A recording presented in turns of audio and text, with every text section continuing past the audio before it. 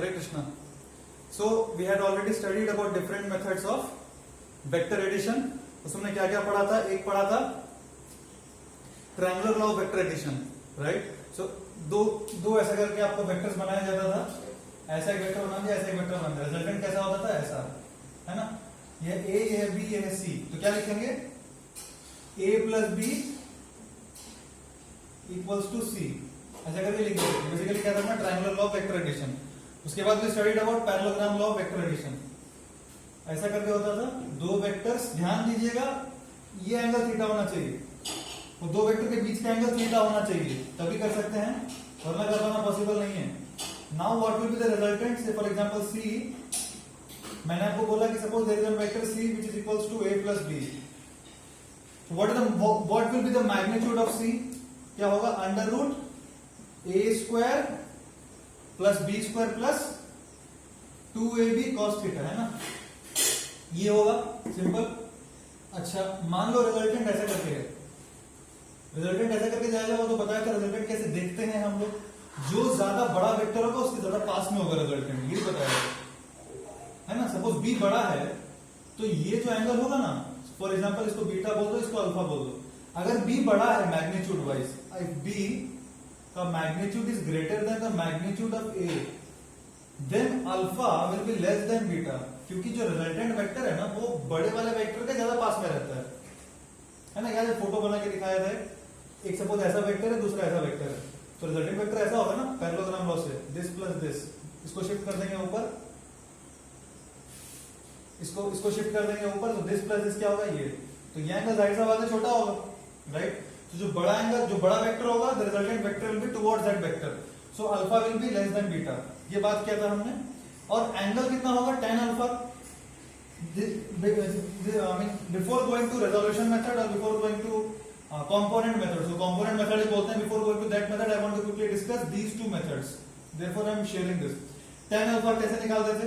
tan alpha अगर इसको बोल दिया, मतलब फर्स्ट वेक्टर तो ये हो गया, this is my first vector and this is my second vector. So tan alpha क्या होगा? सेकंड वेक्टर का sin थीटा, मतलब a sin theta by first vector plus second vector का cos थीटा, राइट? tan और beta लिखना है तो कैसे लिखेंगे? अगर tan बीटा बोल रहे हैं तो ये फर्स्ट वेक्टर हो जाएगा और ये हो जाएगा मेरा सेकंड वेक्टर.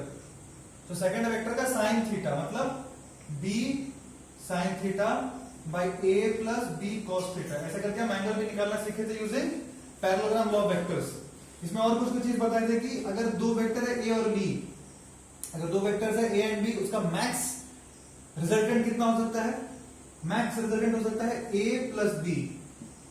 अगर दोनों के बीच का एंगल कितना हो जाए? ये कब होता है? जब मैक्स. ये कब होगा? जब दोनों के बीच का एंगल कितना हो जाए? 0 डिग्री.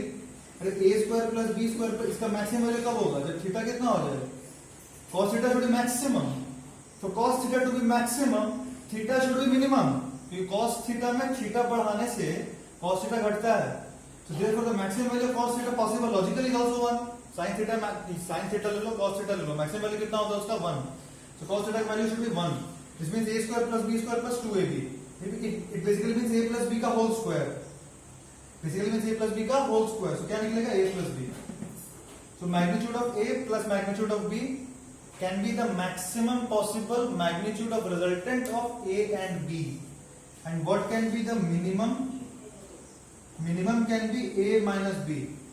ऐसे करके इतना स्टाइल लिखने की जरूरत नहीं है, सीधे लिख दे रहा हूँ a plus b. आप समझ जाएंगे. Magnitude of a plus magnitude of b. और यहाँ पे magnitude of a minus b का मॉड, मतलब नेगेटिव आ रहा है तो बस मॉड ले लेंगे, है ना? जैसे फॉर एग्जांपल a है 2 और b है 4 यूनिट्स. वेक्टर है, a का मैग्नीट्यूड है 2 यूनिट्स, b का मैग्नीट्यूड है 4 यूनिट्स. आप कुछ भी कर सकते हैं, 4 माइनस 2 कर लो या 2 माइनस 4 कर लो. I am concern only with the magnitude, therefore I have written it like this.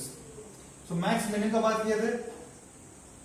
Parallelogram law में ये भी बताए थे आपको कि some special cases we have discussed that if two vectors are perpendicular to each other and say magnitude is AB. So resultant का magnitude कितना होता था? डायरेक्टली लिखते थे. कैसे? कितना होगा बताओ कितना होगा? अगर ये A है और ये B है, रिजल्टेंट कितना होगा? पता है ना? पाइथागोरस से कर सकते सीधे. a square plus b square का रूट एंटर लेना मत भूलना. उसका रूट एंटर कैसे? cos थीटा, थीटा 90 हो गया ना, तो ये पूरा 0 हो गया. क्या बचा? ये पूरा 0 हो गया, तो क्या बचा? a square plus b square का रूट एंटर. वही. तो these were some special cases we had discussed. One more special case was there कि अगर दो इक्वल वेक्टर्स है और बीच का एंगल थीटा है, अगर ये वेक्टर ए ये वेक्टर ए, बीच का एंगल थीटा, रिजल्टेंट कितना बोलते थे 2a cos theta by 2, resultant vector r ये होता था। ये सारा बात किए थे, है ना। और भी कुछ बात किए थे वेक्टर्स में। यूनिट वेक्टर का बात किए थे। What was unit vector? Why am I revising this things? Because before we go into vector resolution method, which is the most important method and the most widely used throughout physics in both 11th and 12th. Therefore, before going to that, I want to just once revisit these concepts. Otherwise, अगर वो भूल चुके हैं आप तो बहुत problem होगा आगे जाने में। Therefore, I am once again revising deliberately. Unit vectors का बात किए थे ना। यूनिट वेक्टर्स क्या होता है? Vectors with a magnitude of 1. So अगर मैग्नीट्यूड 1 है तो सिग्निफिकेंस क्या है? It gives the vectors a sense of direction. इसीलिए कोई भी वेक्टर को ऐसे लिख सकते हैं हम। देखिए वेक्टर से फॉर एग्जांपल कोई एक वेक्टर है r, this is a vector r, I can write r as the magnitude of r multiplied by a unit vector along r. Unit vector बताया था कैसे लिखते हैं? कोई वेक्टर के ऊपर कैप, टोपी पहना देते हैं, cap. So any vector equals to magnitude multiplied by a vector. ये एक स्केलर है, ध्यान रखना, इट्स जस्ट अ नंबर। ये मैग्नीट्यूड है ना, so it's just a number. And this what is this? It's a vector. ये क्यों बता रहा हूं, बताऊंगा बाद में, आपको सिग्निफिकेंस पता पड़ेगा। पर right now remember we can do this कि ये जो वेक्टर है r, ये जो वेक्टर लिखा मैंने r, this is basically what? Its magnitude multiplied by a unit vector along its direction. ऐसा करके बताया था। यूनिट वेक्टर का सिग्निफिकेंस क्या है? It gives a sense of direction. That was the significance of unit vector. We discussed there were three popular unit vectors. What were those? I cap, J cap, K cap. I cap किसके along होता है? किसके along? Plus x. Plus x. तो minus x के along क्या होगा? Minus I cap. है ना? J is along plus y. Minus y के along क्या बोल देंगे? Minus J cap. और K cap plus K cap is along plus Z. Minus Z के along क्या बोलेंगे? Minus K. ठीक है? So these were the three most popularly used unit vectors which we discussed, right? And this is how we write it. ऊपर में cap पहना देते हैं. So therefore we understand it's a unit vector. Now any vector can be written. For example, x के ऊपर cap. So this also signifies that this is a unit vector only. But its direction we don't know. किसके along है? I cap लिखा मतलब sure है कि because it's a standard convention. I cap मतलब plus x के along है. J cap मतलब plus y के along है, K cap मतलब plus z के along है. Sure short, well defined. So we discussed about unit vectors, right? We also discussed about position vectors. Position vector का क्या significance था याद है? Position vector मेरे को basically क्या देता था? Position. So I had given example. For example, consider there is a house here, and its coordinates is 10,2. So how do I represent its position using a vector?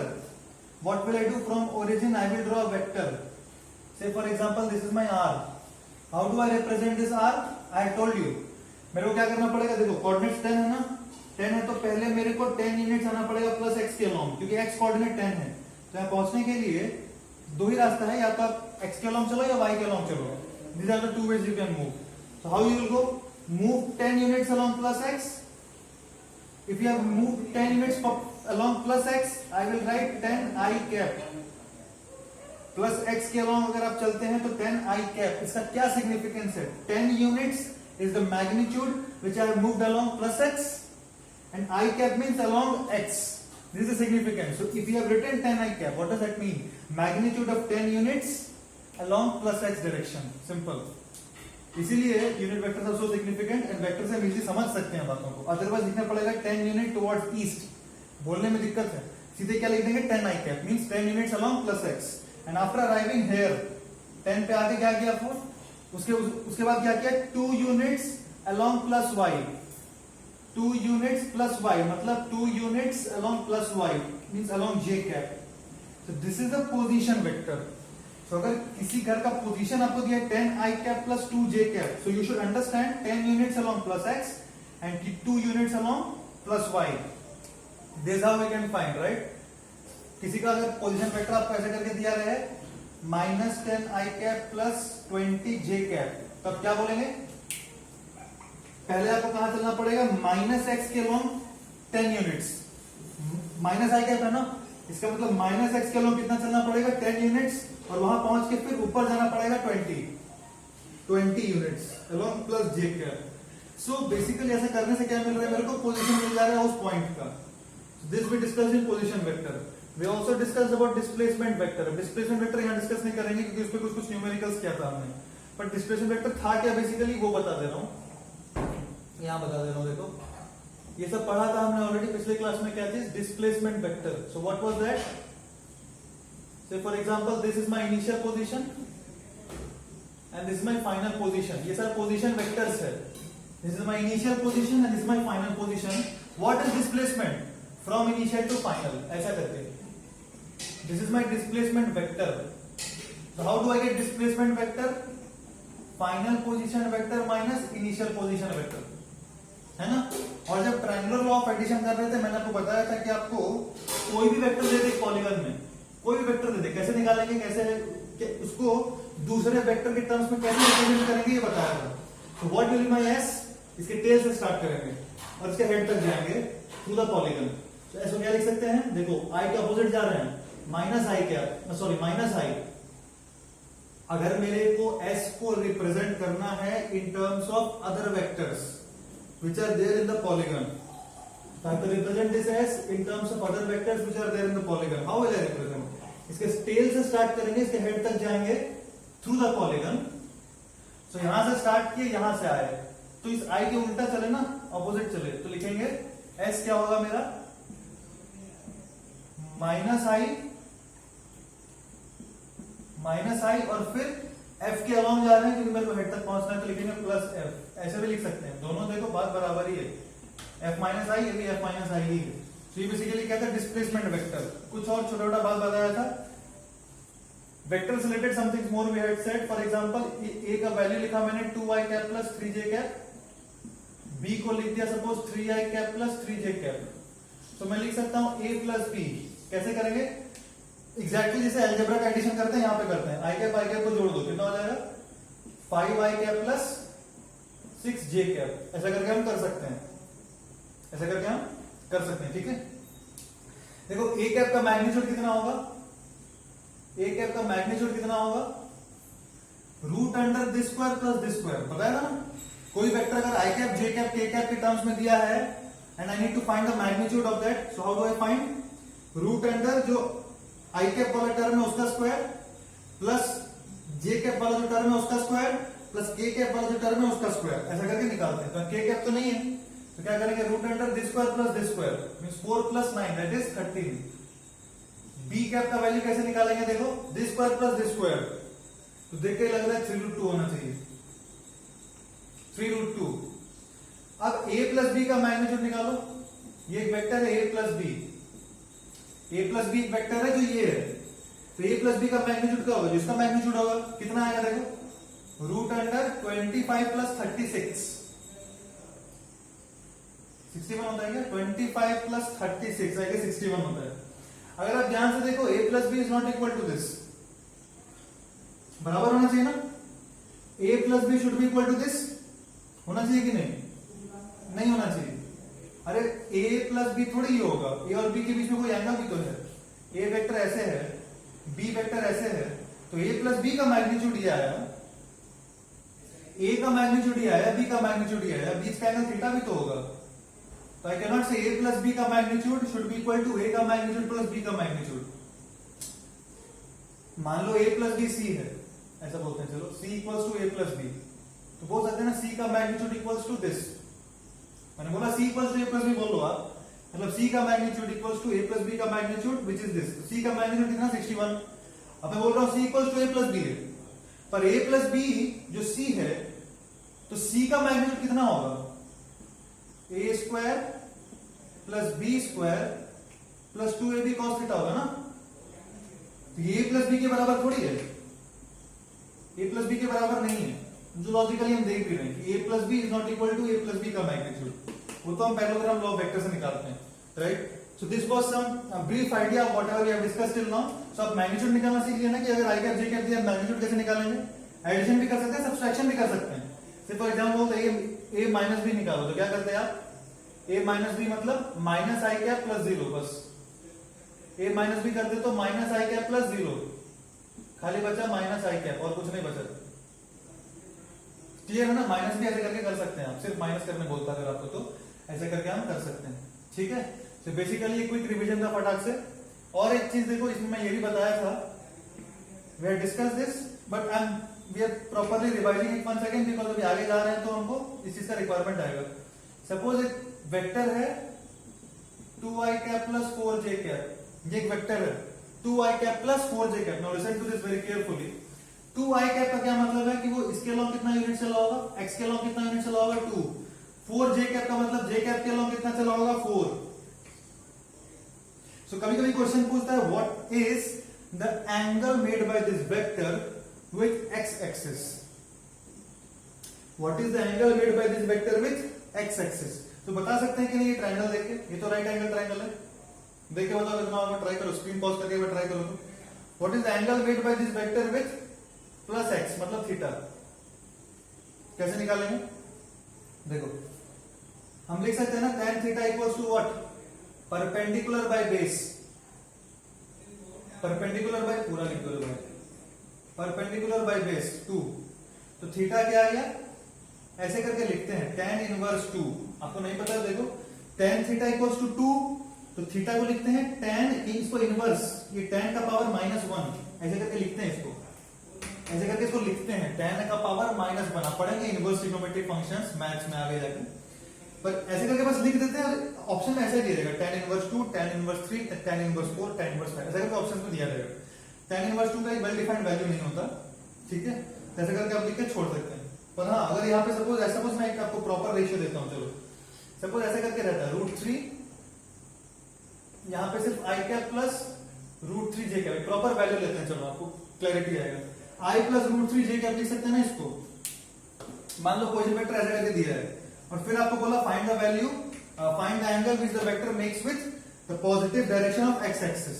तो अब यहाँ पे क्या लिखेंगे, ये तो √3 आएगा, √3j कैप है तो ऊपर तो √3 गया और इसके अलोंग सिर्फ i कैप, सिर्फ i कैप का मतलब 1i कैप, सिर्फ i कैप का मतलब 1i कैप, मतलब सिर्फ 1 यूनिट गया। अब अगर हम लिखेंगे tan थीटा, tan थीटा कितना आएगा, perpendicular by base that is √3। अब क्या आएगा देखो, तो tan थीटा का वैल्यू √3 का भी सुना है क्या, कब होता है √3, कब होता है √3, 60 डिग्री पे, है ना, 60 डिग्री पे √3 होता है ना, sin 60 at √3/2 by cos 60 that is 1/2, कट के √3 बचता है। तो यहां से हम थीटा का वैल्यू ऐसे करके लिख सकते हैं, देखो tan इनवर्स √3 और यहां से थीटा का वैल्यू आ जाएगा कितना, 60 डिग्री। ऑफ कोर्स आप ये वाला जो स्टेप है वो स्किप कर सकते हैं, आप directly tan theta equals to √3, इसका मतलब theta equals to 60 degree directly लिख सकते हैं। ऐसे भी लिख सकते हैं, एक स्टेप बीच में ऐड कर सकते हैं कि theta equals to tan inverse √3 which is equals to 60 degree. So tan inverse √3 का वैल्यू होता है 60 डिग्री, ऐसा लिखते हैं उसको ट्रिग्नोमेट्री में, ठीक है। तो डरने की कोई जरूरत नहीं है, बट हाँ tan inverse 2 we don't know what is the value of tan inverse 2। tan inverse √3 का वैल्यू 60 डिग्री पता है अपने को, पर 2 का वैल्यू नहीं पता था, so therefore मैं कुछ लिख नहीं पाया वहां पे, ऐसा करके। So this was a very quick revision. Now we'll discuss another very important method of vector addition. So two methods we have already studied till now. What was that? First one is triangular law, and the second method of adding vectors was parallelogram law of vectors. And we discussed many examples, also many practical examples.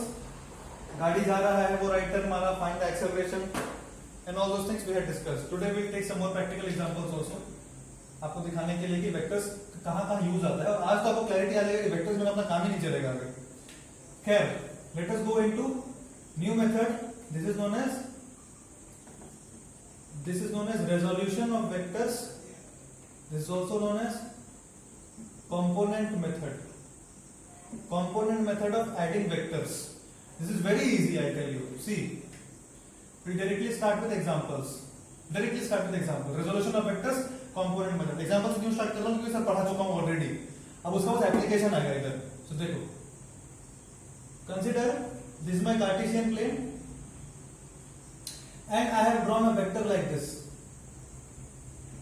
ये कौन सा vector है? This is a position vector which is given by r, and I am telling you ये r का जो magnitude है वो दे दिया है मेरे को, आर का मैग्नीट्यूड मेरे को दे दिया फॉर एग्जांपल 30 यूनिट्स, 30 मीटर। क्यों? क्योंकि this is a position vector, ये मैं बोल के रखा हूं आपको, ये क्या है मेरा, it's a position vector. R का मैग्नीट्यूड कितना दिया है 30 मीटर, इसका मतलब जो वेक्टर है आर, इसका मैग्नीट्यूड कितना है 30 metre. Now listen, this is very very interesting. ये अगर 30 मीटर है ना, इसका मतलब किसी का घर सपोज यहां पे है, तो मैं क्या बोल सकता हूं कि कितना एक्स किलोमीटर चलना पड़ेगा मेरे को।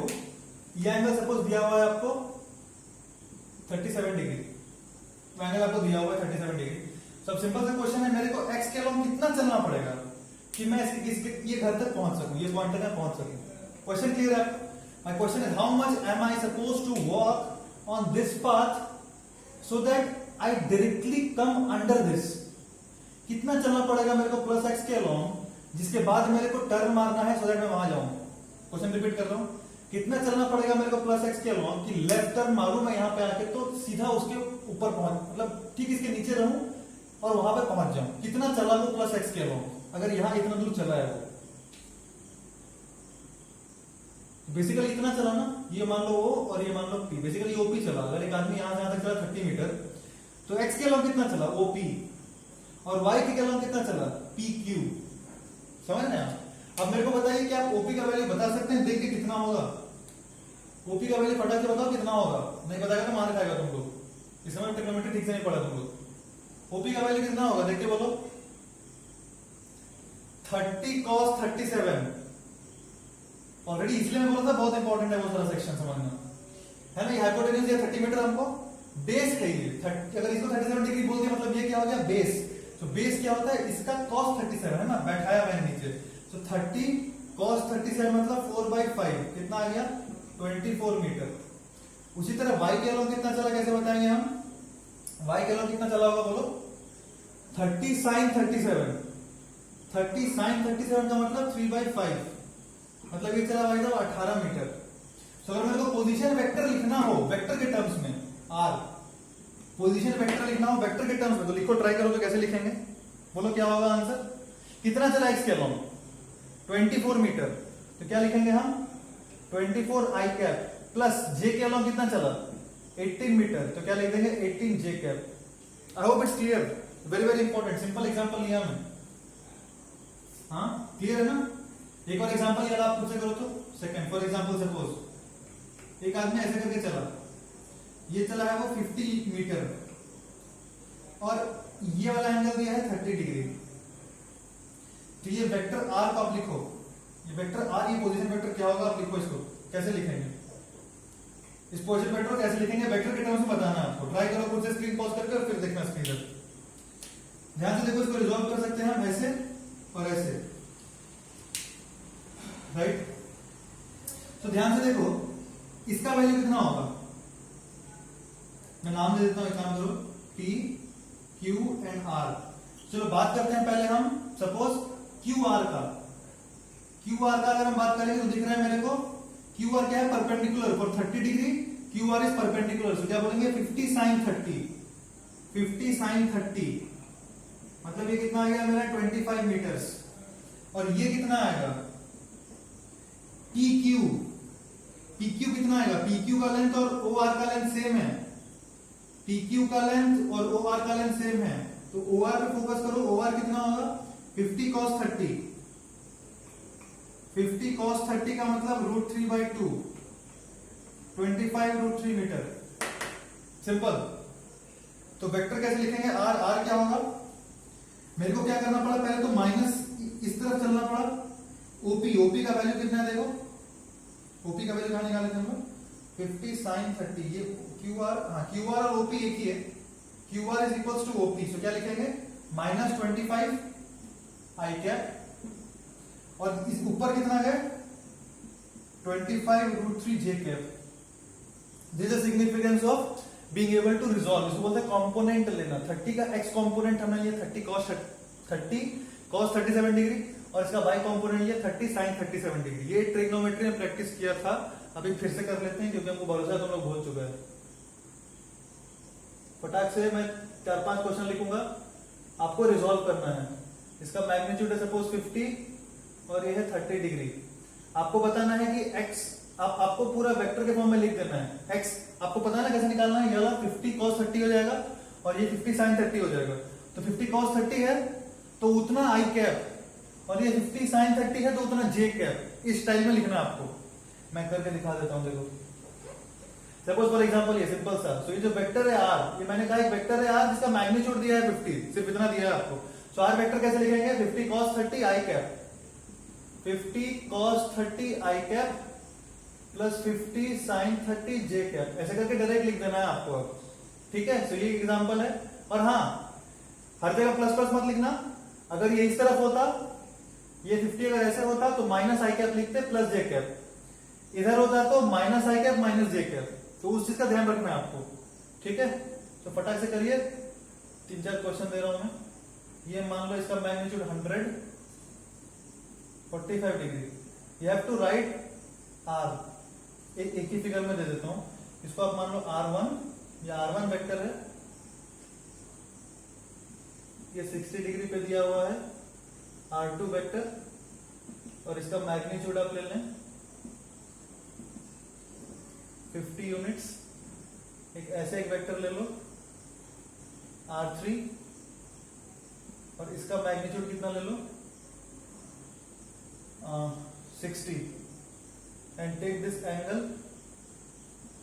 37 degree.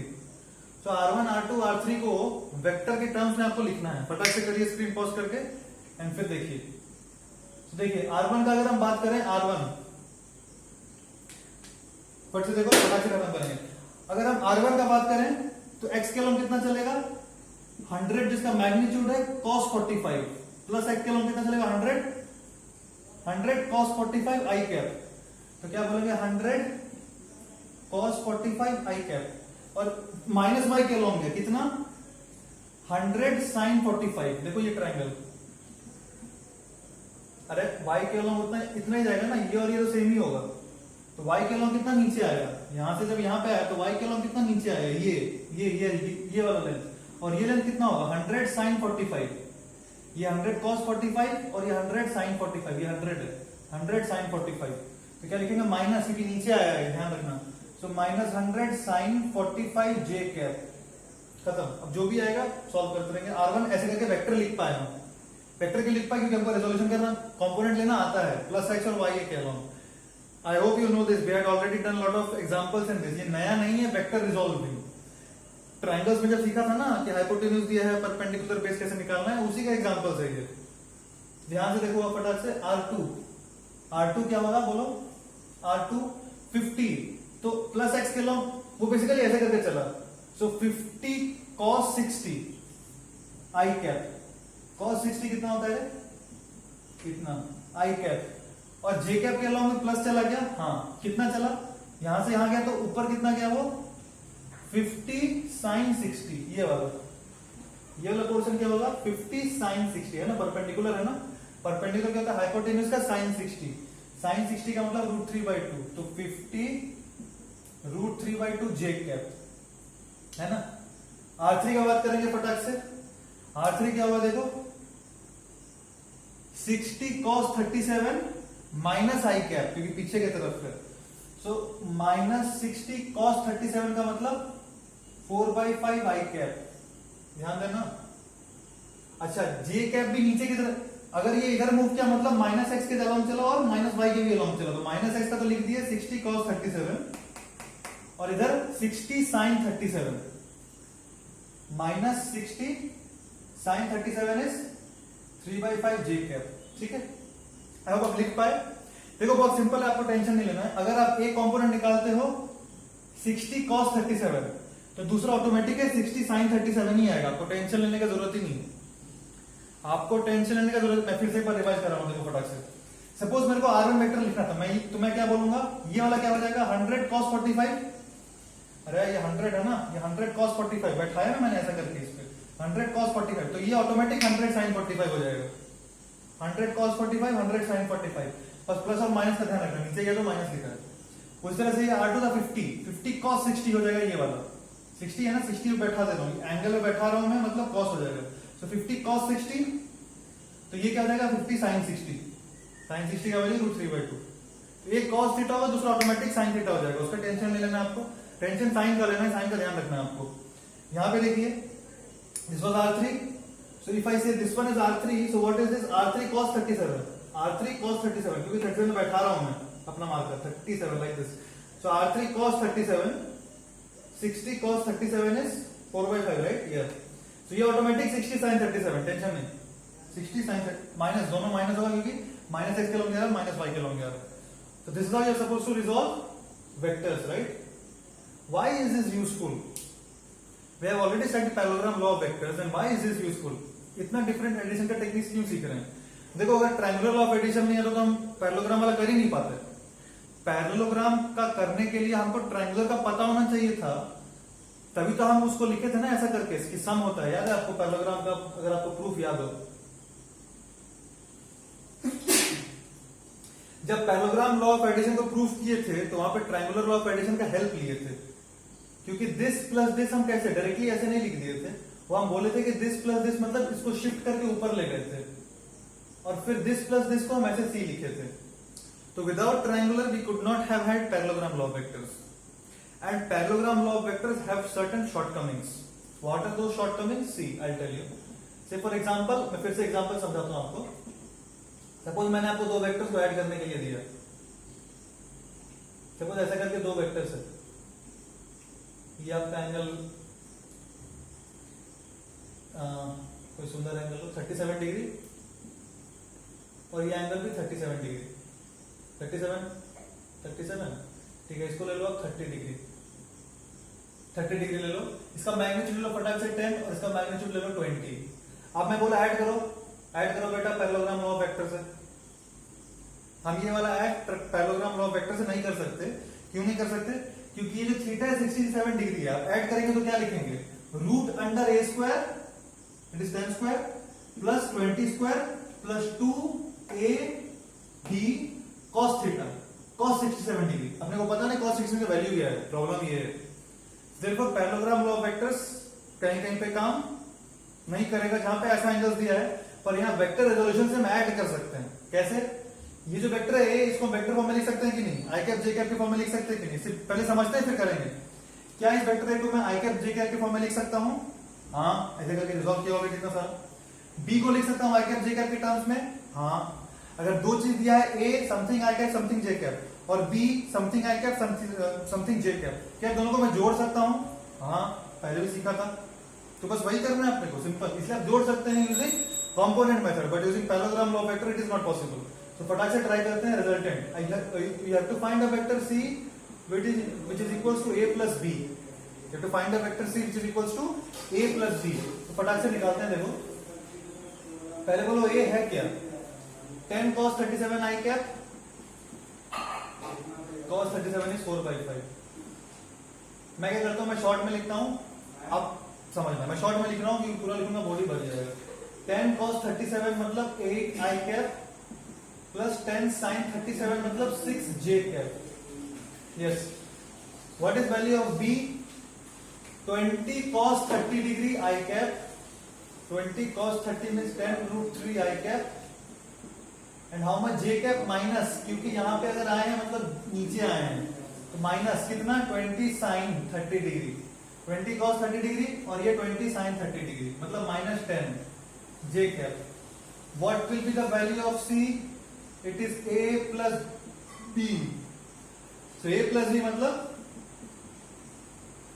8 plus 10 root 3 I cap minus 4 j cap, 6 minus 10 minus 4 j cap, और इसको ऐड नहीं कर सकते, ऐसे रख देंगे I cap के अंदर में।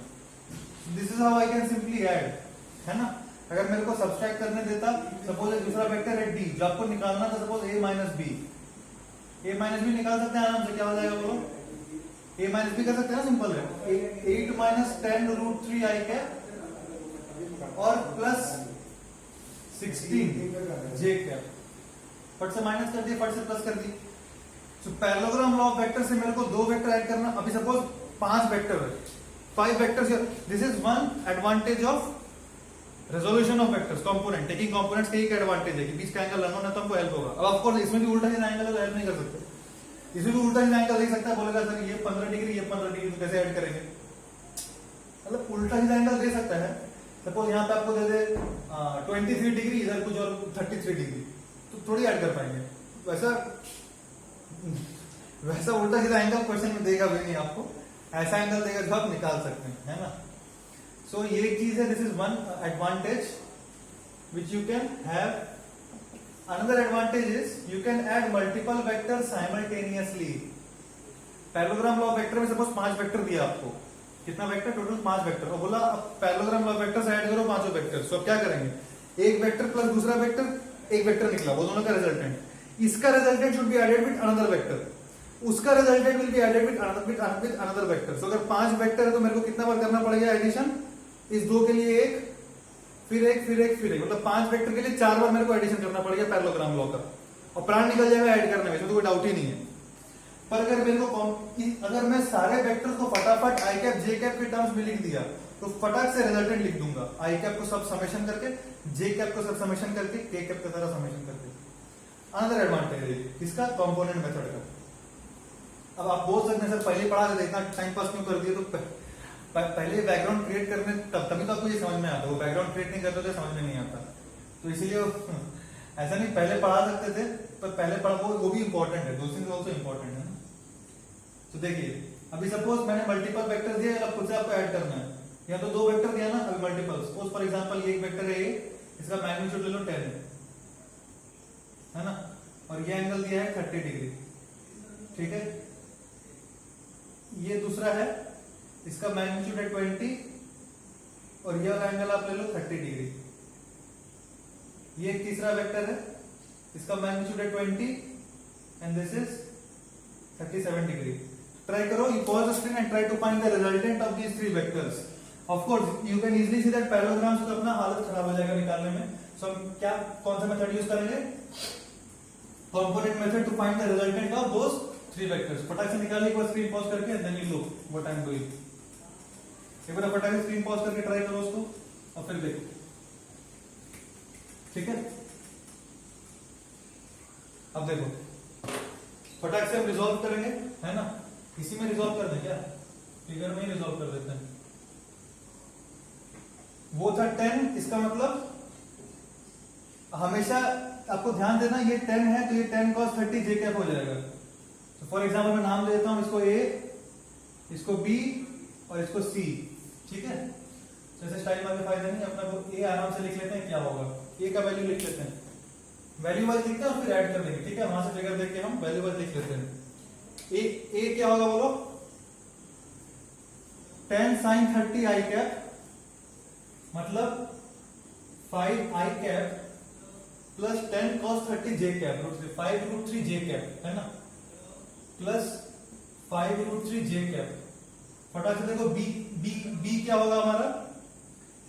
20 cos 37 माइनस आई कैप, मतलब 20 इंटू 4/5 बोले तो 16 माइनस 16 आई कैप प्लस 12 जे कैप, है ना। 20 इंटू साइन 37 3/5 4 3 12, ठीक है।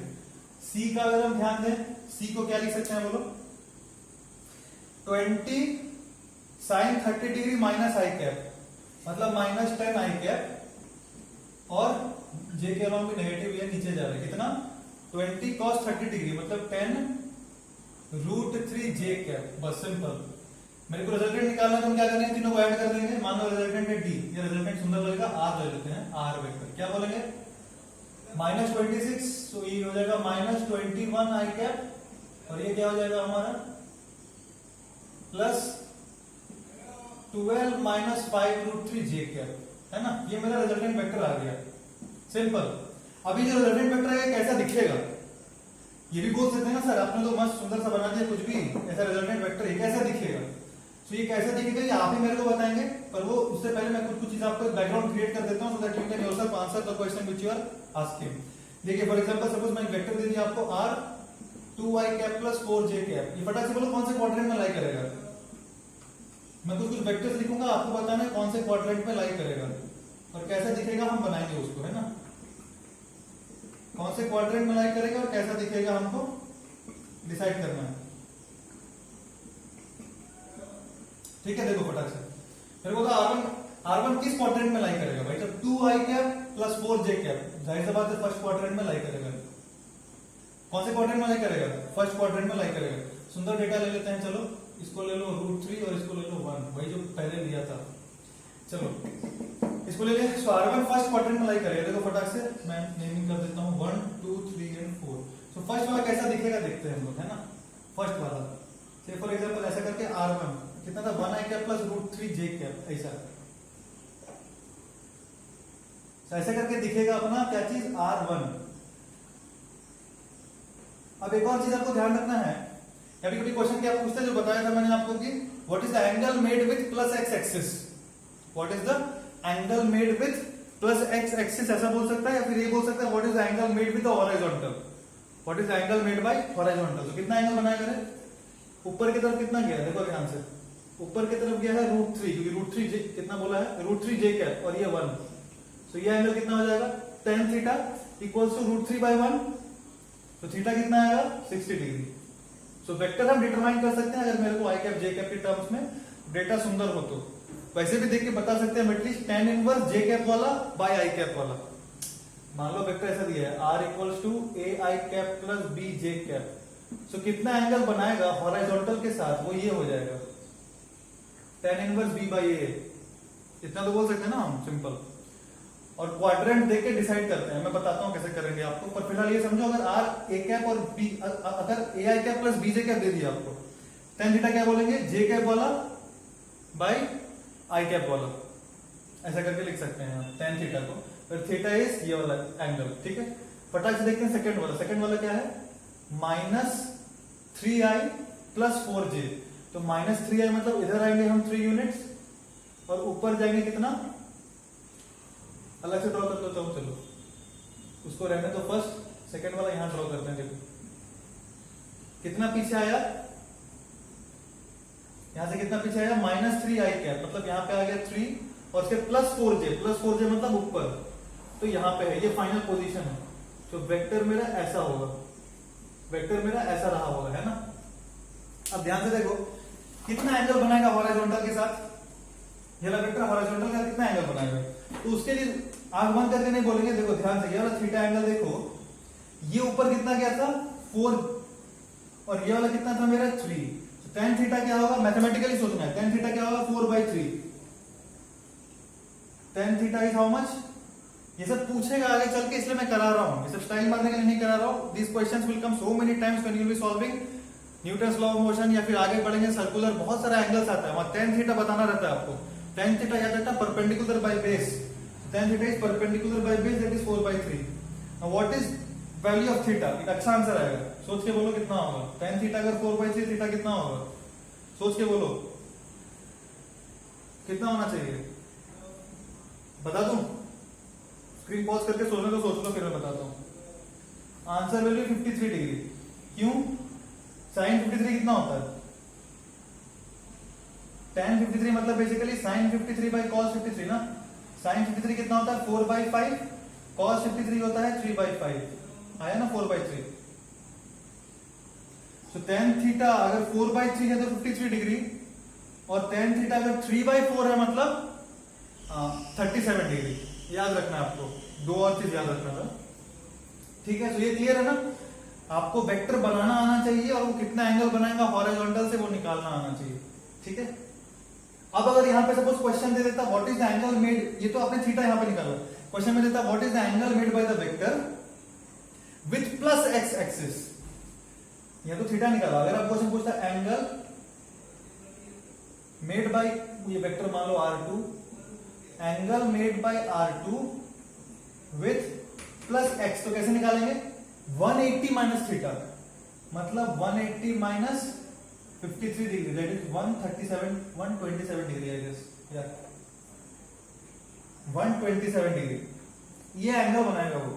तो अब ध्यान से देखना कि क्वेश्चन में क्या पूछा और अकॉर्डिंगली, अगर हॉरिजॉन्टल से पूछा है तो हॉरिजॉन्टल से सिर्फ ये थीटा होगा खत्म, पर अगर प्लस x के साथ पूछा है तो आपको अकॉर्डिंगली डील करना पड़ेगा उसको।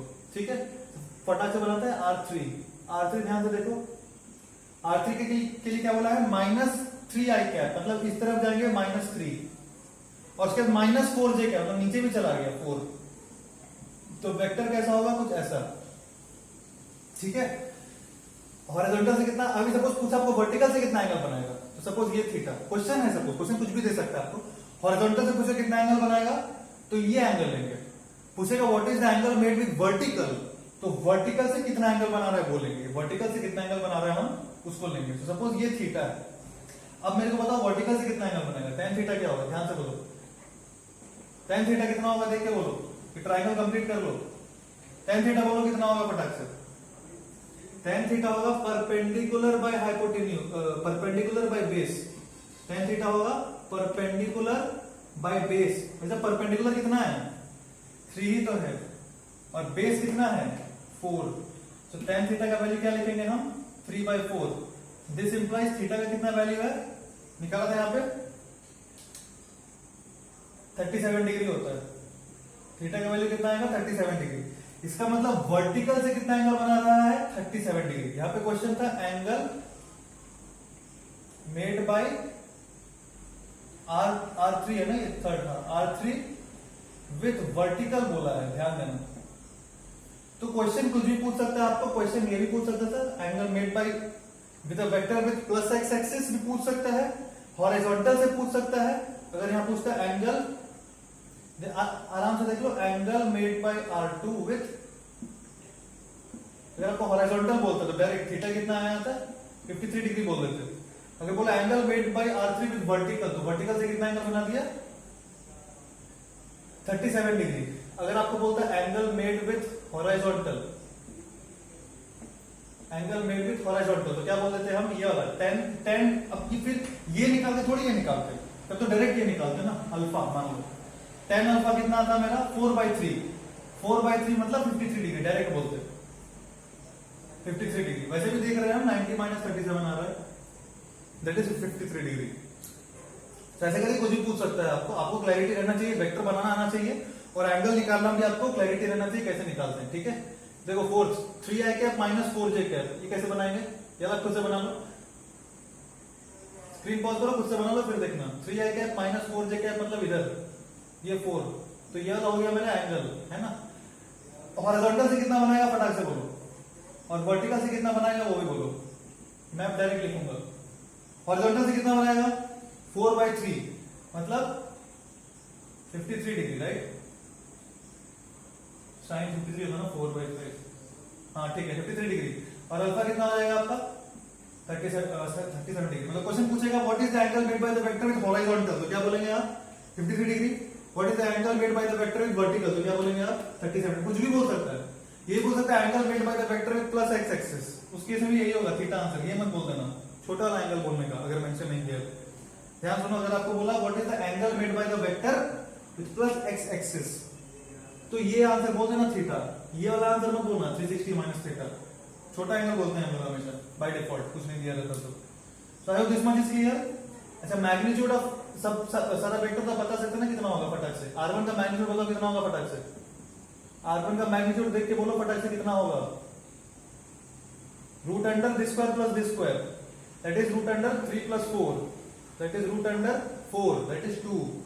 R2 का मैग्नीट्यूड बताओ फटाक से देख के, R2 का magnitude root under this square plus this square, that is 5। R3 5, R4 का मैग्नीट्यूड 5।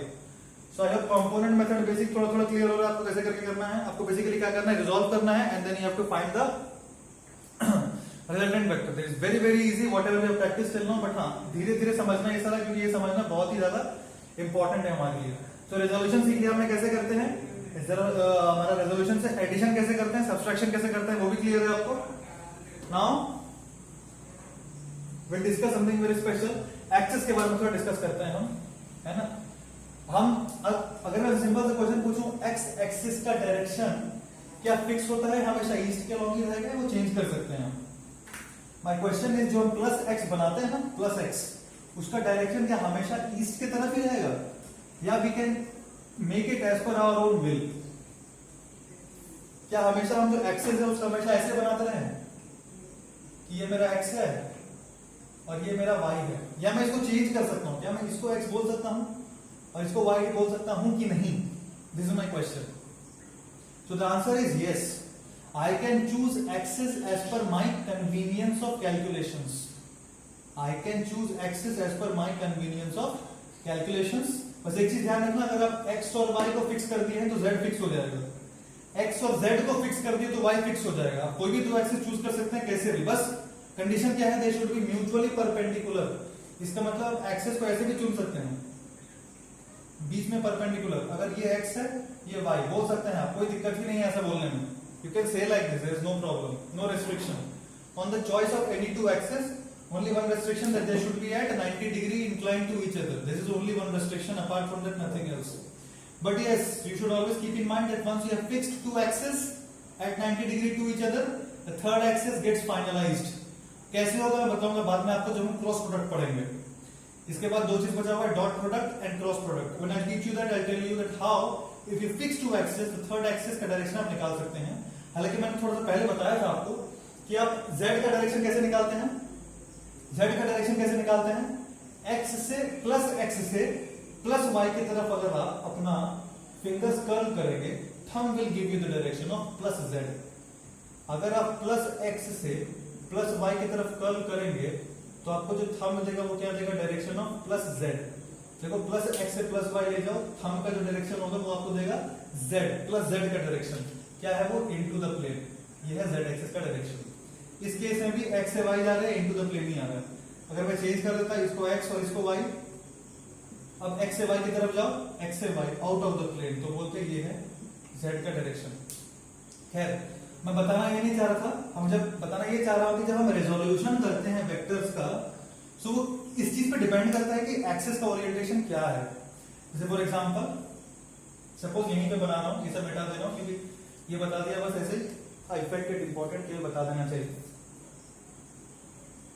बेसिकली मैं ये बताना चाह रहा हूं कि हम जो रेजोल्यूशन करते हैं वो किस पे डिपेंड करता है, हमारे एक्सिस के ओरिएंटेशन पे। देखो फॉर एग्जांपल यहां पे मैंने एक वेक्टर बनाया है ऐसे करके, सिंपल समझाने के लिए, सिंपल डेटा। हाँ for example this is 10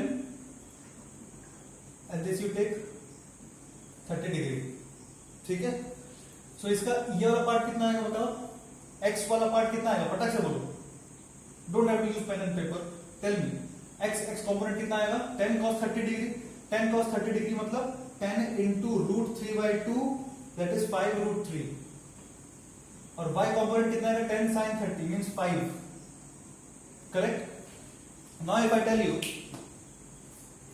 tell you, मैं क्या करता हूं, मैं एक्सिस को रोटेट कर देता हूं, यहां पे देखो। Now I am saying I have rotated the axis. See, this was my old axis.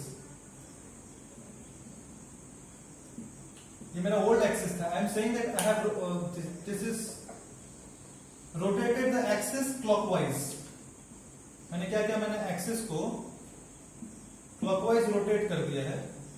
So my initial vector जो था उसको कैसे लिख सकता था, देखो ये vector को अगर मैं बोल रहा हूँ this is r, this vector is say r. So my r is what, 5√3 I cap plus 5 j cap, right? This was my old r, right? Now I am saying I have turned the axis. How much? Say for example I have turned this plus x, which was here plus x by 30 degrees. कितने से घुमा दिया मैंने, 30 degree. Vector change नहीं हुआ, vector जो पहले था अभी भी वही रहेगा, वेक्टर को मैं चेंज नहीं कर रहा, ठीक है। वेक्टर जो पहले था अभी भी वैसे ही रहेगा। सो वेक्टर प्लस x से कितना बना रहा था पहले, इसको क्या लिख दिया मैं, ये x था और ये y था, सॉरी अब तो कंफ्यूजन हो गया होगा, इसको x और y रहने में। तो प्लस x से वेक्टर पहले कितना बना रहा था, 30 डिग्री। 30 डिग्री बनाते हैं, ये है मेरा r, ये अभी भी उतना ही है, प्लस x से कितना बना रहा था, 30 डिग्री। तो जब हम एक्सिस को चेंज करेंगे वेक्टर चेंज नहीं होगा, याद रखना। हम बस एक्सिस को, वेक्टर को थोड़ी चेंज कर देंगे। अरे बॉडी मान लो फोर्स लग रहा है, एक बॉडी पे कुछ फोर्स लग रहा है, सपोज ऐसे करके एक्सिस चेंज कर दिया। एक्सिस क्यों चेंज करते हैं, to manipulate our calculations, to make it easy.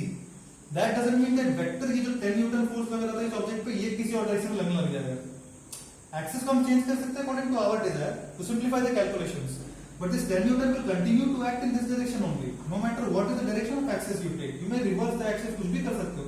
अब सपोज एक्सिस मैं ऐसे नहीं लेके ऐसे ले सकता हूं, मैं बोलूंगा मैं इसी के लॉन्ग ले लेता हूं y और इसी के ऐसे करके परपेंडिकुलर लेता हूं x, हम ले सकते हैं। तो कंपोनेंट चेंज हो जाएगा, x और y का कंपोनेंट चेंज हो जाएगा। वो हो जाएगा ना, पहले ये x था, और ये y था, तो इसका कुछ कुछ कंपोनेंट्स आता है x और y जगह में, ठीक है।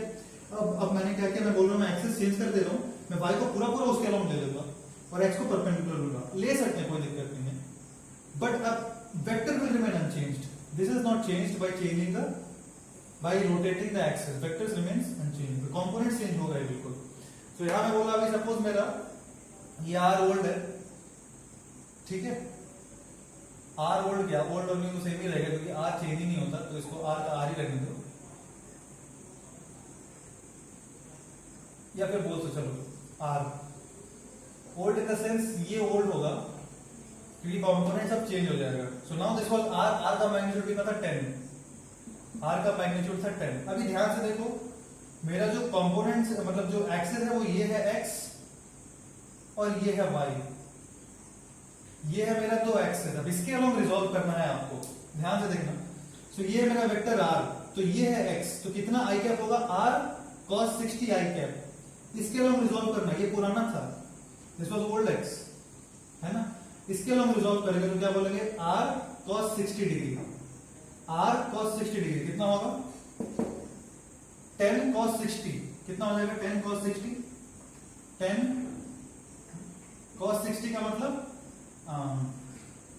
1/2, डायरेक्ट लिख दे रहा हूं 5 i कैप और 10 sin 60 j cap, 5√3 j cap, this is new. देखो ओल्ड और न्यू चेंज हुआ कि नहीं, देखो 5√3 i कैप था, यहाँ पे आ गया 5 i कैप और यहाँ था 5 j कैप, यहाँ आ गया 5√3 j कैप। तो मैं कंक्लूजन क्या बोलता हूं आपका, components change but vector remains same, vector का ना ही डायरेक्शन चेंज हुआ, वो अभी भी वही है और उसका डायरेक्शन भी चेंज नहीं हुआ, मैग्नीट्यूड भी चेंज नहीं हुआ, वही है जो था, बट कंपोनेंट्स को हम चेंज कर सकते हैं इस तरह से चेंज करके। कभी क्वेश्चन देता है कि this was my original vector, if I rotate the axis by some angle what will be the new components, सब कर सकते हैं। एक सिंपल सा एग्जांपल मेरे को करके दिखा दो, सिंपल सा एग्जांपल करके दिखाओ फटाक से। मैं आपको एक काम करता हूं, वर्ड प्रॉब्लम्स में लिख के देता हूं क्योंकि मैं बना दूंगा तो आप कर लेंगे, वर्ड प्रॉब्लम में देता हूं। से फॉर एग्जांपल r आपको दिया हुआ है 3i cap plus 4j cap, I say axes are rotated 3i cap plus 4/3 मतलब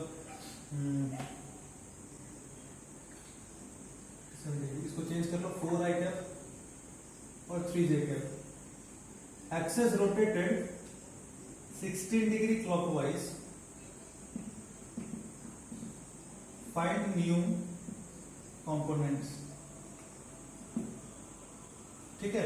या आप इसको बोलो r old, find new components नहीं, find r new, write it down, quickly solve it, screen pause करो, सॉल्व करो और फिर देखो फटाक से। देखो r ओल्ड कितना 4i cap plus 3j cap, मतलब कैसे बनाएंगे हम, ऐसा, ये 4 और ये है मेरा 3, है ना, तो ये एंगल कितना आ जाएगा 37 डिग्री, राइट। 16 डिग्री मैंने क्लॉकवाइज घुमा दिया, मतलब जो नया है वो कैसा आएगा, देखो 16 डिग्री क्लॉकवाइज मतलब ये है ही नहीं ऐसा, ऐसा करके, और ये था ओल्ड और ये है मेरा वेक्टर, वेक्टर का मैग्नीट्यूड कितना है 5, वो तो मेरे को पता ही है, वेक्टर का मैग्नीट्यूड 5, वो निकाल सकते हैं हम √3² प्लस 4² करके, वेक्टर दे दिया तो फटाक से मैग्नीट्यूड निकाल सकते हैं उसका 5, ठीक है। अब ये एंगल कितना था फटाक से देखो 37 डिग्री और क्लॉकवाइज घुमाया है मैंने एक्सिस को, तो ये 37 डिग्री और ये 16 डिग्री, तो टोटल कितना हो गया 53 degree. So what is my r new,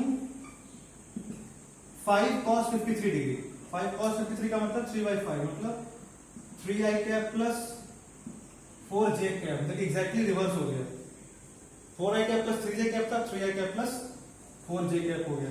तो ऐसा करके कुछ कुछ क्वेश्चंस पूछ सकता है, ठीक है। We can reverse the axis, it's not, there are no hard and fast rules, we can choose the axis as per our own convenience, ठीक है। अब मैं आपको एक और क्वेश्चन देता हूं, सपोज मैंने एक्सिस ऐसा करके, सपोज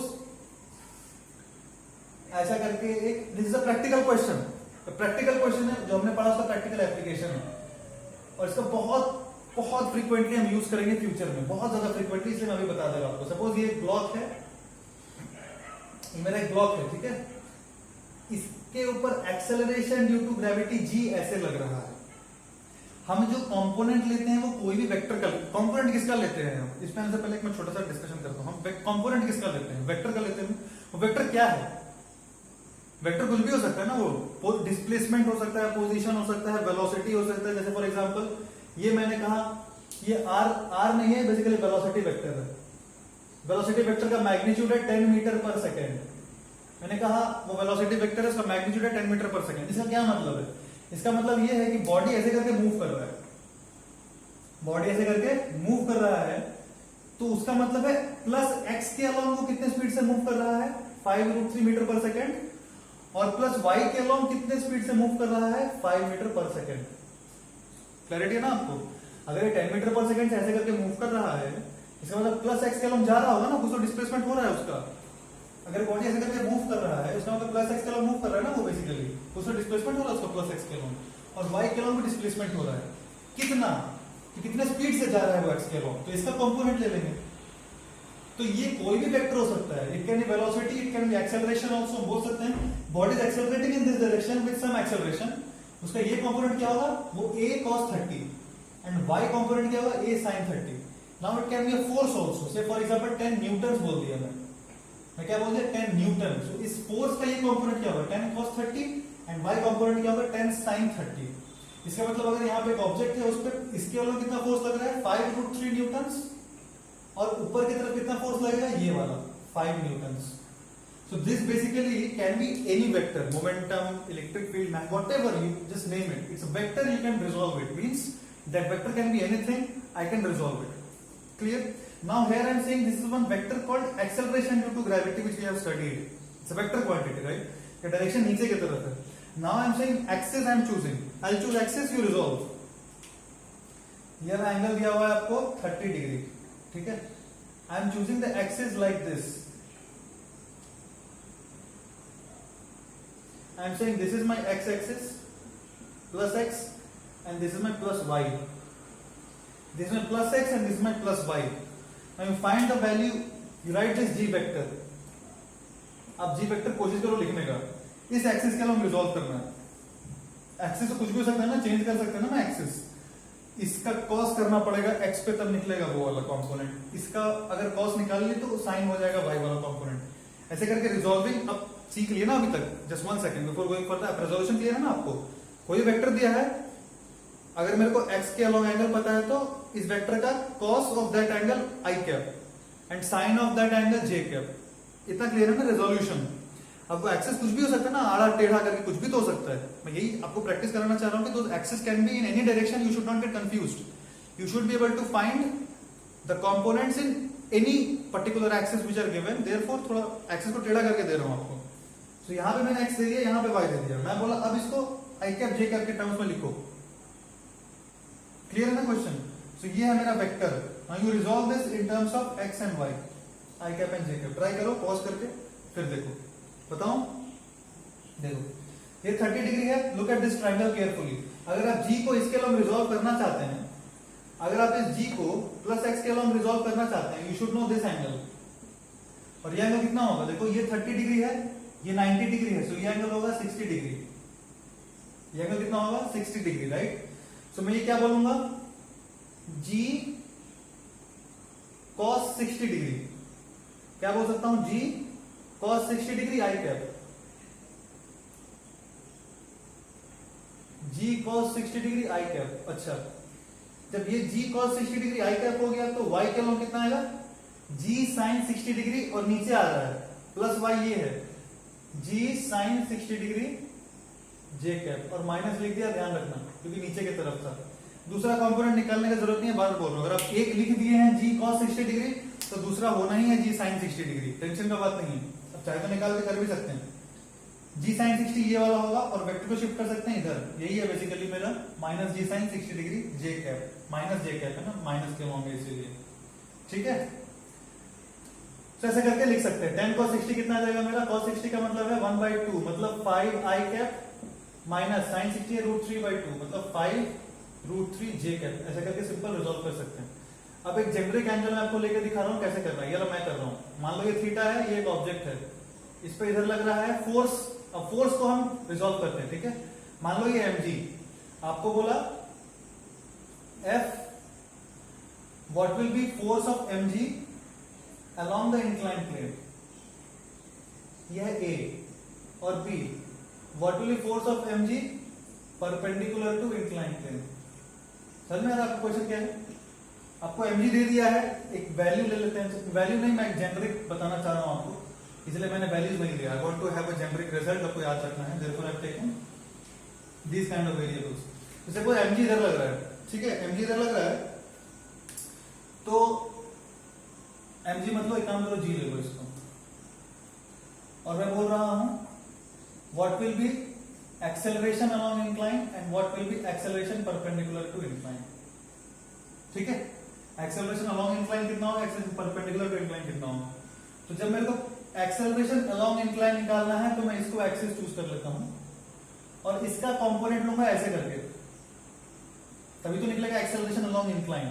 देखो ये जो ऑब्जेक्ट है वो इधर भी मूव कर रहा है और थोड़ा सा इधर भी मूव कर रहा होगा, नीचे आ रहा है ना, वो बॉडी तो नीचे आ रहा है, मतलब माइनस इसके अलावा भी कुछ मूव कर रहा है। आप समझ रहे हैं मैं क्या बोलना चाह रहा हूँ? मूव इसके अलावा कुछ नहीं कर रहा, मूव तो पूरा उसी के अलावा कर रहा है। इस जी का एक कंपोनेंट ये भी है और जी का एक कंपोनेंट इधर भी है।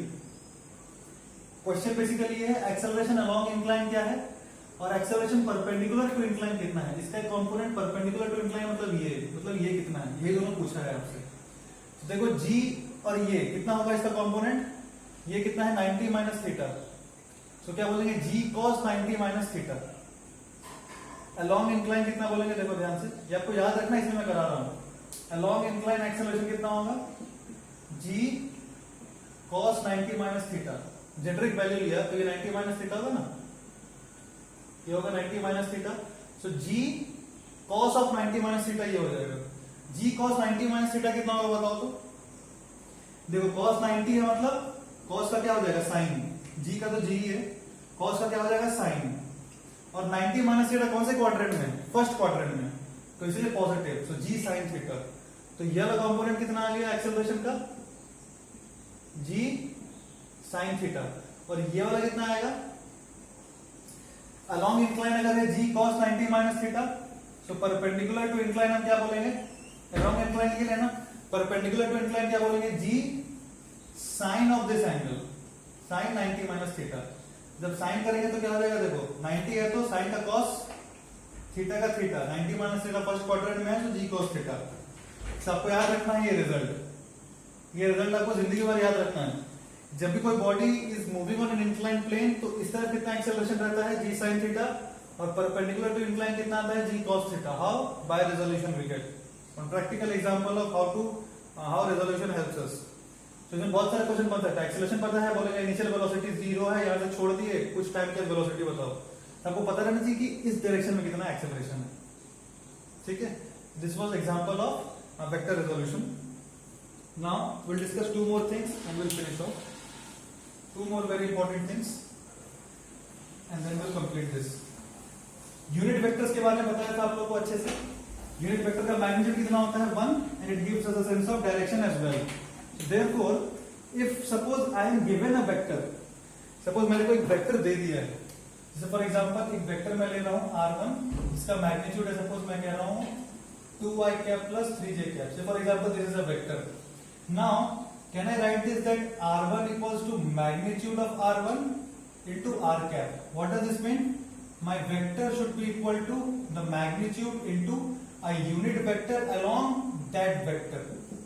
तो मेरे को सिर्फ मैग्नीट्यूड देगा ना, पर यूनिट वेक्टर क्या देगा, a sense of direction along this particular vector. So I can write my vector r equals to just the magnitude multiplied by the unit vector.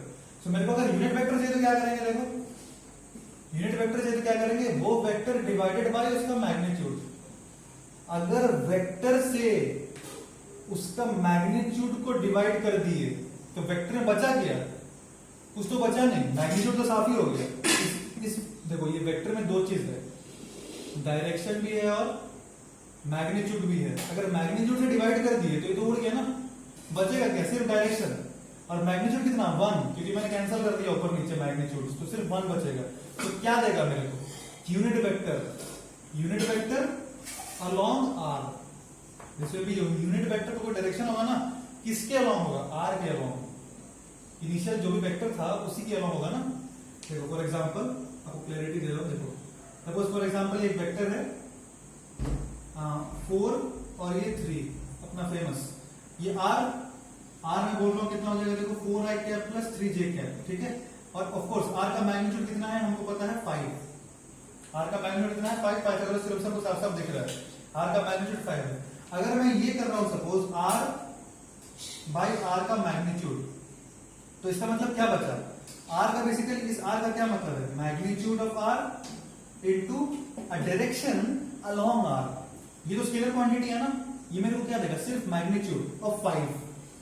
देखो मेरे को क्या दिया, सिर्फ मैग्नीट्यूड ऑफ 5, पर कोई डायरेक्शन तो नहीं दिया ना। ये आर कैप का क्या मतलब है, आर के अलोंग एक यूनिट वेक्टर जिसका मैग्नीट्यूड है सिर्फ 1। आर कैप मतलब इस आर के अलोंग एक यूनिट वेक्टर। प्रॉब्लम क्या है, उसका मैग्नीट्यूड कितना है 1, उसमें अगर मैं आर का मैग्नीट्यूड मल्टीप्लाई कर दूं विच वाज 5, तो इसका 5 टाइम्स, मतलब मेरे को ओरिजिनल वेक्टर मिल जाएगा। So I hope this is clear. So if I divide a vector by its magnitude, what do I get, a unit vector in the direction of that particular vector, है ना। तो आपको ऐसा करके बहुत सारे क्वेश्चंस पूछता है एक्चुअली। वेक्टर मतलब डायरेक्ट क्वेश्चन एक्सपेक्ट मत करो, पर ये वेक्टर आपका क्लियर नहीं रहेगा तो मतलब gone case. Therefore, very very important discussions whatever these things are being done. पहले क्लियरली बता देना, वेक्टर से direct question are rarely asked in JEE और in NEET, rarely. But if you don't understand vector resolution and this I cap J cap के cap, life will become so difficult in physics. So therefore इसको in detail we have to understand, therefore lot of lectures are being spent over this particular topic on these topics, and still I think it's incomplete, will have to take one more lecture और clarity आएगा आपको। देखो यहां for example suppose मैं एक vector ले रहा हूं r1 and I am saying it, कुछ भी ले लो 4i cap plus 8j cap, ये एग्जांपल ले लेते हैं 4i cap plus 3j cap. Simple सा क्वेश्चन पूछा, फाइंड द यूनिट वेक्टर, आपको क्वेश्चन पूछा find unit vector r1 cap. r1 cap जैसे कैप देखा मतलब उसका क्या है, वो स्पेशलिटी क्या है, unit vector. How to find r1 cap, simple, मेरा r1 कैप क्या हो जाएगा, it will be r1 vector divided by the magnitude of r1, simple. So what is r1, 4i cap plus 3j cap divided by the magnitude of r1, that is 5. So मेरा r1 cap which is unit vector, what is that, 4 by 5 i cap, separate कर दे रहा हूं, plus 3 by 5 j cap, है ना, 4 by 5 i cap plus 3 by 5 j cap। अब ध्यान से एक चीज आप टेस्ट कर लो, अगर मैं आपको बोला r1 cap का मैग्नीट्यूड कितना है, कैसे निकालेंगे, under root D square plus D square. So D square कितना है 16 by 25 प्लस इसका स्क्वायर 9 by 25, कितना आएगा देखो 1।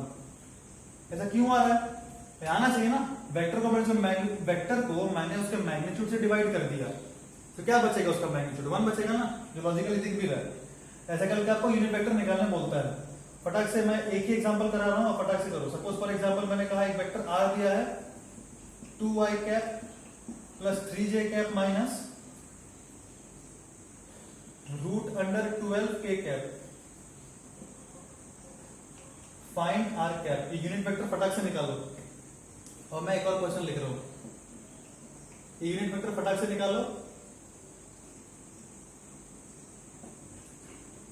और दूसरा क्वेश्चन दे रहा हूं, find the vector of magnitude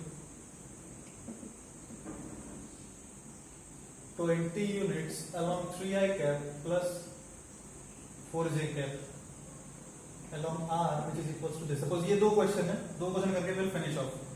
से फॉर एग्जांपल r ऐसे करके दिया है 2i cap plus 3j cap minus root 12 k cap, बोला find r cap। r cap फटाक से, r cap क्या होता है, r by r का मैग्नीट्यूड, r कितना है 2i cap plus 3j cap minus root 12 k cap by magnitude कितना हो जाएगा under root 4 plus 9 13 plus root 12 that is 25।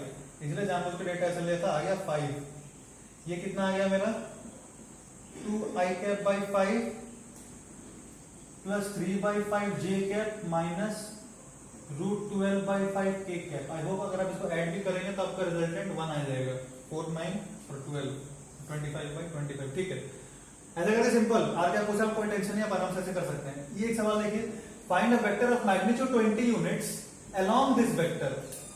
या आप एक बार स्क्रीन पॉज करके फटाक से ट्राई करो खुद से, वेरी सिंपल क्वेश्चन है। Find a vector of magnitude बोल दिया है ना 20 units along this particular vector. So along this particular vector बोला मतलब उस वेक्टर का डायरेक्शन तो मेरे को पता होना चाहिए ना, तभी तो उसके अलोंग निकाल पाएंगे। तो इस वेक्टर का डायरेक्शन क्या आएगा, आर कैप के अलोंग। आर कैप क्या है मेरा, आर बाई आर का मैग्नीट्यूड, ठीक है। फटाक से देखो आर कितना है 3i cap plus 4j cap और आर का मैग्नीट्यूड है ना 5। सो ये मेरा क्या आ गया, सिंपल सा यूनिट वेक्टर आ गया। यूनिट वेक्टर, अब ये जो यूनिट वेक्टर आया डायरेक्शन मेरे को पता है, वेक्टर बेसिकली क्या है, यही है, पर इसका मैग्नीट्यूड कितना है 1। इसका मैग्नीट्यूड कितना है 1। तो अगर मैं आपको बोला find a vector of magnitude 20 units along this, तो डायरेक्शन मेरे को मिल गया और मैग्नीट्यूड है 1, और उस वेक्टर का मैग्नीट्यूड होना चाहिए 20 यूनिट्स। तो वो वेक्टर होगा क्या, जो मेरा आर रिक्वायर्ड वेक्टर है वो क्या होगा, बेसिकली जो मैग्नीट्यूड मेरे को चाहिए उसको मल्टीप्लाई कर देंगे इस वेक्टर से, तो उतना मैग्नीट्यूड का वेक्टर अलोंग आर कैप मिल जाएगा। सिंपल है कि नहीं।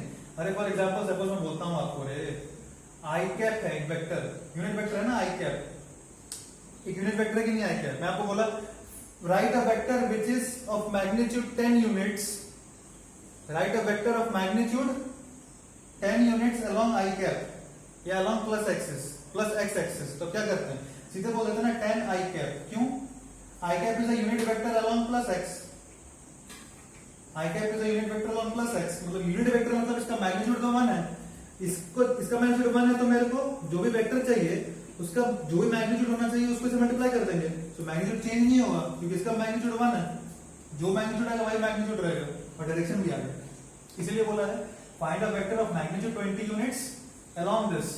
तो डायरेक्शन मिल गया मेरे को, फटाक से मैग्नीट्यूड मल्टीप्लाई कर दिया, कितना आंसर आएगा 20 से मल्टीप्लाई कर 60i cap plus 80j cap by 5, बोले तो 12i cap plus 16j cap, finished, simple.